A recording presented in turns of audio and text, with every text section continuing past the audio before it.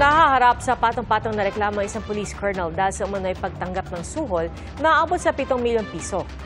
Saksi si Jamie Santos. Sinampahan ng reklamong grave misconduct, dishonesty and conduct unbecoming of a police officer sa National Police Commission o NAPOLCOM si Police Colonel Romel Casanova Estolano. Nag-ugat ito sa umunoy pakikialam niya sa isang operasyon ng Highway Patrol Group Special Operations Division o HPGSOD sa Parañaque noong June 13. Sinita noon ng isang SUV dahil sa mga nakakabit na ipinagbabawal na siren at blinker. Nang silipin, nakitaan ito ng mga baril, bala at pampasabog sa loob. Ang kasong ito, sinubukan umanong arborin ni Estolano.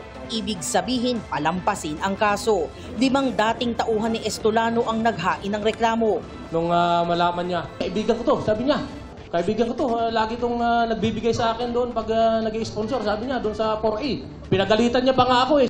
Inakusahan din si Estolano na tumanggap umano ng suhol mula sa motorista na aabot daw sa 7 million pesos. Nung gabi po, nagkabigayan na ng pera. Padala pa siya nung gabi ng hot babes na mga babae.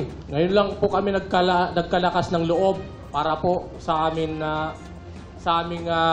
profession po. Ang sinasampa namin dito dahil para mabawasan ang korap sa PNP na tulad ni Colonel Estolano. Ipinakita rin ng mga pulis ang ilan sa mga inihain nilang ebidensya. Gaya ng mga videong ito kung saan makikita ang umano'y pakikialam ni Estolano sa investigasyon. Pati ang video ng suspect na hindi nakakulong. Ibigay mo sa amin ni Boss SD. Yung pong kanilang complaint ay evaluate po ng ating Inspection, Monitoring and Investigation Service o IMIS. After which, kung meron pong kailangan pa po mag-progress, papasugutin po yung si Colonel Estolano, i-evaluate huli ng IMIS. Kung feeling ko nila dapat po talagang tumuloy pa yung kaso, sila po maaaring mag-file ng formal charge sa ating Legal Affairs Service. Nakipag-ugnayan na sa GMA Integrated News si Colonel Estolano at sabi niya sa NAPOLCOM na niya sasagutin ang reklamo laban sa kanya.